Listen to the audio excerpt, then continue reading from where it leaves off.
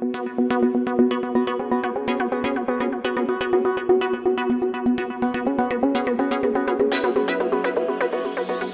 for a sports medicine injury, we have the knees, and with everybody starting to break free, summertime, springtime starting up, there's going to be a lot of running. And unfortunately, with some weight gain issues, a lot of people will have a flare-up of knee pain. David had a problem with his left knee, more of an IT band, iliotibial band injury, where Physical and Mary Ratchford resolved everything 100%. Now we have a new injury, and you're doing, you did a relay distance event about a month and a half ago, and we're going to be doing another relay distance event this Friday? That's right. Okay, so here's the rule of thumb. When we're going into a running event or an endurance sport with a little bit of discomfort, even though the pain level is low, 3 to 4 on a scale of 0 to 10. So 3 to 4 on a scale of 0 to 10 is not that bad. But if there is an irritation behind this kneecap, which usually there is, whether it's a scored irritation where you've taken off a piece of cartilage or it's just rubbed and swollen, one way or another, this is giving us a warning sign that there's something going on. Now, he doesn't have any problems with difficulty with sleeping, waking up in the middle of the night with pain, difficulty with squatting, no limping, no giving out, no locking up. So those are all very useful bits of information. The bottom line with a lot of people who are starting up injury again or starting up running is overuse injury. Do you have any pain to the patellar tendon here? No. So with a knee injury, this kneecap, which is called the patella, can usually, sorry. That's fine. Sorry. I'm going to move it around a little bit. Yeah. So I'm going to move around the kneecap a little bit, and it's supposed to glide with a drop of fluid behind it on top of the femur, these two knuckles here. Now, I'll try to loosen up. Yeah. And it's got some pretty tight quads to begin with. In judo, does sensei always have you warm up beforehand? Yeah. Okay. So he practices at Matt's Judo and Aikido Center in Aurora.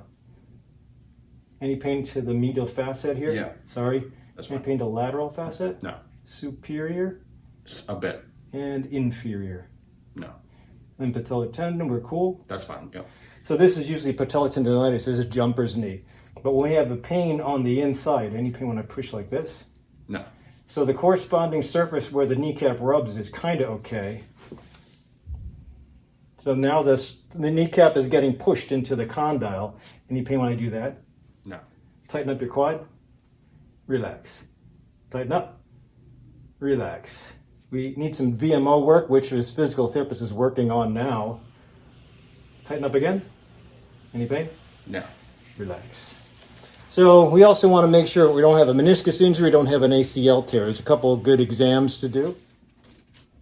So Lockman test, anterior drawer sign, and pivot shift testing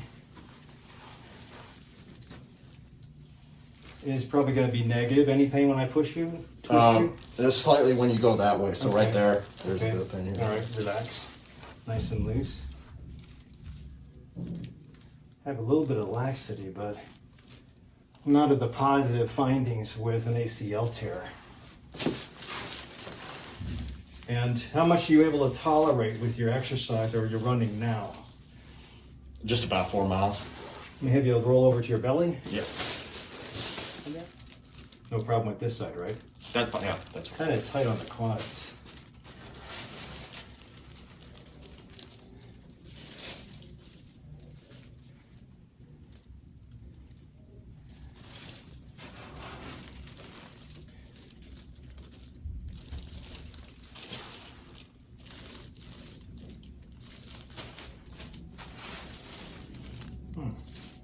Pain when I do this? No.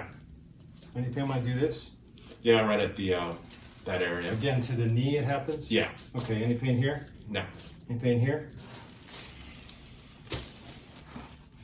Any pain when I push you? No, that's fine. Any pain to the outside here? No, Sorry. that's fine. Okay, everyone, so let's break this down anatomically. This is Dave's knee. It's his right knee. This is his kneecap. That over there is a tiny fibula. That's the small bone that goes from the knee all the way down to the outside ankle. This is the tibia that goes to the medial ankle from the knee. And these are the knuckles of the femur. The femur is the thigh bone. and these two knuckles are where this kneecap rides. So this is the patella. It's essentially a sesamoid bone that just exists to take the force of these four quads up here and put them over a joint into a spot on the tibia. If you have open growth plates or you're a kid that's growing up, you'll actually see this lift off. There's a big bump that forms, and it's called Osgood slaughter. But in this case, Dave's too old for that, and he essentially just has a problem over here. So we can't really rule in patellar problems until we rule out the big problems. So the big problems would be a fracture. His history is not that of a fracture, but I'd get x-rays anyway. Then you have to rule out the possibility for a meniscus tear. These two round things are menisci. They work as cushioning to keep the knee floating on top of this tibia. This is the ACL, which is the main stabilizer of the knee. And I think the evaluation that I had with him, these are not a problem and there's no fractures, so it leaves the kneecap or patella. And if the kneecap or patella is the issue, then we're going to call it patellofemoral syndrome, which is essentially an all-encompassing diagnosis to say you have kneecap issues. And the problem that I mentioned with his up-and-coming competition is that if you have kneecap issues and there's damage to the back here on this medial surface, and you can see there's divots on this guy, this is meant to be an arthritic knee, then the irritation that he has to the medial facet and a little bit to the superior facet will not go unnoticed, and they might come over here and cause a kissing lesion and abrasion to the other side. So you have to be very careful. If you're going into an injury and this is already telling you there's a problem and you're going to be forcing an injury to go even further, you could really take a problem that's a bit of inflammation and turn it into a chip that falls off, whether it's a cartilage chip by itself or a cartilage and a bone chip. The deeper it goes, the worse it gets. So it would behoove him not to put excessive pressure. So sometimes if you buy knee sleeves, those neoprene sleeves, they might make it a little bit more comfortable, but they exert this continuous pressure on the kneecap, essentially forcing it to rub even harder.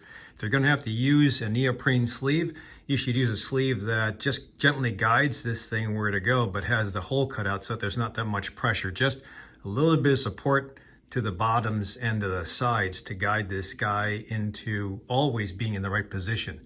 Those braces usually don't do too much except for giving you continuous feedback as far as position in space. The other thing that might help is if we can decrease the inflammation quickly before his run this Friday, Saturday, it would be important, but that's either with an injection of steroids or oral steroids, and we opted for oral. So hopefully it brings him down a little bit. It's not bad to have steroids around, whether it's in the bloodstream or in the synovial pocket, just to bathe this with steroid to decrease inflammation fast, but there is a caveat. Sometimes you put the steroids in and it actually makes things numbed up, so you don't know that you're causing more damage. So that's one of the problems.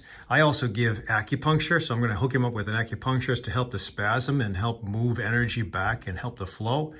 In addition, an MRI would probably be important, but in the time frame and the history that he gave me, I'm not too worried about surgical correction. I just think it's overuse. And sometimes we'll also look at other things like his ankle, his foot, the position of the foot, because anything that changes the position of a joint down below will effectively change the Q angle or the way this thing glides properly in proportion to the lower extremity and the upper extremity. So in a nutshell, this is going to be how I attack and resolve this problem. I'll probably have him work on that VMO with his physical therapist and full range of motion.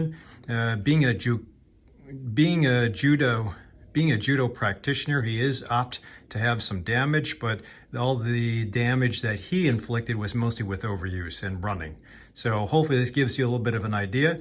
Don't forget to give me a thumbs up if this helped, or share this with somebody else who might have an ongoing problem with knee pain, especially if they're starting up an exercise program after being off for COVID. Thanks for watching up to this point. If you have any questions, leave them in the comment section down below. Otherwise, I'll see you at the next video.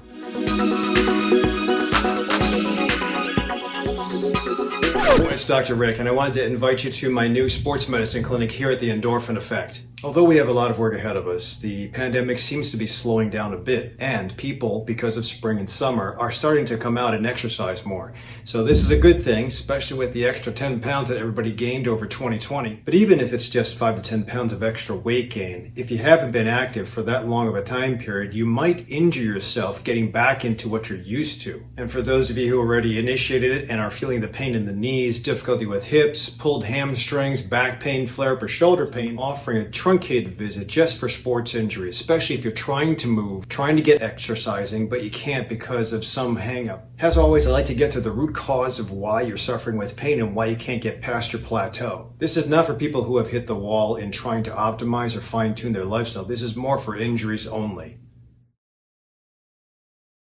After finishing my residency in 1994 with family medicine, I was awarded a fellowship position with the Center for Athletic Medicine. It was a 12-month fellowship that exposed me to DePaul University, World Cup soccer, professional and amateur sports, in addition to seeing a host of different surgical and non-surgical patients that have gone through the sports medicine gauntlet. But the thing with integrative medicine is I don't stop at sports medicine, I intertwine it with lifestyle change. After fixing your injury, connecting you with physical therapy, massage therapy, maybe acupuncture, my team will hopefully be able to propel you to a healthy lifestyle where you can get rid of some of your medicines, live younger than before, and beat the odds as far as disease. Nutrition, sleep, and functional efficiency are definitely important, but exercise and movement is the basic. Once you take care of your injury, you can propel yourself to get even better than before. The idea is to compress the suffering, compress your morbidity, and improve on your performance. If that gets you to a personal record, a max lift, or just gets you to stop your medicines, I think that's fair. You're investing a lot of precious time and effort to get yourself healthier than everybody else, and I want to be on your team to propel you. Go to Herbal411, my website, choose New Patient Consult, and then the package Sports Medicine. If you have not had any recent travels, you're not feverish, and you haven't been exposed to anybody with COVID, then I'll meet you at the Endorphin Effect Training Center in Bartlett. Sports medicine injuries can be figured out 80% of the time just with history, but it's important to have you come into the office for a hands-on confirmation of what the diagnosis is. My intentions for your sports medicine consult are to have you come in slow and limping, but to have you graduate fast and running. Thanks for watching. Check out my YouTube channel, and I'll see you at the training center.